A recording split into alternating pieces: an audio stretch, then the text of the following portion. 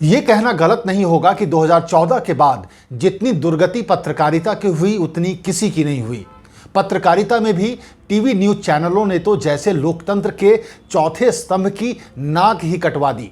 इसी का नतीजा है कि विपक्षी दलों का गठबंधन, जिसने अपना नाम इंडिया अलायंस रखा है, उसने अलग अलग टीवी मीडिया संस्थानों के 14 एंकर्स का बायकॉट करने का फैसला किया है। विपक्ष के इस बायकॉट एंकर मुहिम का मतलब यह है कि इन 14 एंकर्स के कार्यक्रम में विपक्ष का कोई भी प्रवक्ता शामिल नहीं होगा। नमस्कार, मैं हूं राकेश और आप देख रहे हैं पॉइंट ऑफ व्यू।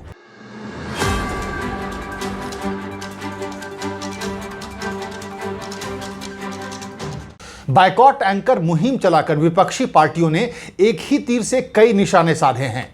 पहला तो ये कि विपक्ष ने आने वाले समय के लिए राजनीति की बिसात बिछा दी है।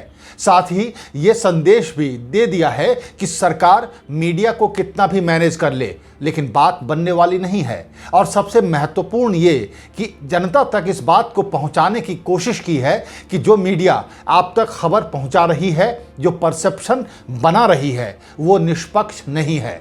विपक्ष ने जिन एंकर्स के बायकॉट की घोषणा की है, इन 14 एंकर्स में न्यूज 18 का अमन चोपड़ा, इंडिया टीवी की प्राची पराशर, भारत 24 की रूबिका लियाकत, आज तक की चित्रा त्रिपाठी, आज तक का सुधीर चौधरी, न्यूज 18 का अमीश देवगन, रिपब्लिक भारत का एडिटर अर्नब गोस्वामी, नव भारत की एडिटर नविका कुमार, न्यूज 18 का आनंद नरसिम्हन, इंडिया टुडे का गौरव सावंत, भारत एक्सप्रेस की अदिति त्यागी, नव भारत का सुशांत सिन्हा, डीडी न्यूज का अशोक श्रीवास्तव, इंडिया टुडे का शिव अरूर शामिल है।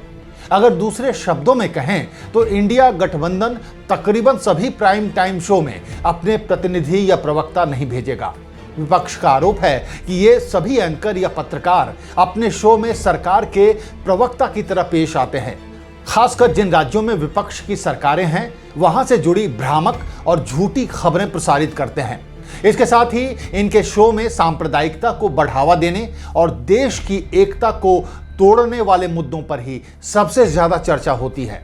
यानी इंडिया गठबंधन को सिर्फ एंकर से नहीं, उनके चुने गए डिबेट के टॉपिक से भी दिक्कत है। वैसे यह पहला मौका नहीं है जब किसी गुट या पार्टी ने किसी एंकर का बहिष्कार किया हो। इससे पहले बीजेपी भी एनडीटीवी के पूर्व रिपोर्टर और एंकर रवीश कुमार का इसी तरह बायकॉट कर चुकी है। रवीश के शो में बीजेपी अपने प्रवक्ता नहीं भेजती थी और ना ही बीजेपी का कोई नेता रवीश कुमार को इंटरव्यू देता था, लेकिन वो वक्त और परिस्थितियां अलग थीं और रवीश सिर्फ एक एंकर थे। जबकि इंडिया गठबंधन ने 14 ऐसे एंकर के बहिष्कार का फैसला कर लिया है जिनकी काफी टीआरपी है, यानी लोग उनके शो को खूब देखते हैं और उनकी बातें लाखों लोगों तक पहुंचती हैं। इस बायकॉट एंकर मुहिम का विश्लेषण करें तो इनके दो पहलू हैं। विपक्ष के बायकॉट एंकर मुहिम से जनता के बीच ये बात जाएगी कि विपक्ष तथा कथित बिकी हुई मीडिया के गलत बातों का विरोध कर रहा है। दूसरी बात यह कि अगर बड़े बड़े तथा कथित पत्रकारों के शो में अगर विपक्ष की तरफ से कोई होगा ही नहीं, तो फिर डिबेट के नाम पर जो घमासान और तू मैं रोज होती है, वो नहीं होगी।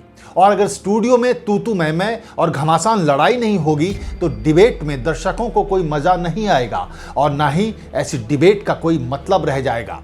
लिहाजा ये 14 एंकर्स विपक्ष के खिलाफ जो परसेप्शन बना रहे हैं, उसकी धार कुंद हो जाएगी। लेकिन इसका एक खतरनाक पहलू भी है। विपक्ष का आरोप है कि ये 14 एंकर्स सरकार के प्रवक्ता की तरह पेश आते हैं, सरकार के पक्ष में माहौल बनाते हैं और जनता के बीच विपक्ष के खिलाफ गलत परसेप्शन बनाते हैं। अब अगर विपक्ष की तरफ से कोई प्रवक्ता अपना पक्ष रखने जाएगा ही नहीं, तब इन 14 पत्रकारों को मुंहतोड़ जवाब कौन देगा?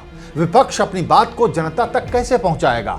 ऐसे में अगर विपक्ष इन एंकर पर सरकारी प्रवक्ता होने का आरोप लगाते हैं और फिर खुद उनके तथाकथित झूठे आरोपों का जवाब देने वहां जाते ही नहीं हैं, तो लोग क्या समझेंगे? खासकर सोशल मीडिया के जमाने में, जहां झूठ को इतना फैलाया जाता है कि वही सच लगने लगता है। ऐसे में इंडिया गुट का यह फैसला कहीं उनके ही खिलाफ न चला जाए, कहीं जनता विपक्ष के प्रवक्ताओं के अभाव में उन सभी बातों को सच न मान ले जिन्हें ये तथाकथित सरकारी एंकर रोज बार बार लगातार उनके दिलो दिमाग में बैठा रहे हैं। क्या आपको भी लगता है कि विपक्ष को अपने बायकॉट एंकर्स मुहिम पर विचार करना चाहिए और जमकर इन एंकर्स की पोल खोलनी चाहिए? अपनी राय हमें कमेंट कर जरूर बताएं। नमस्कार।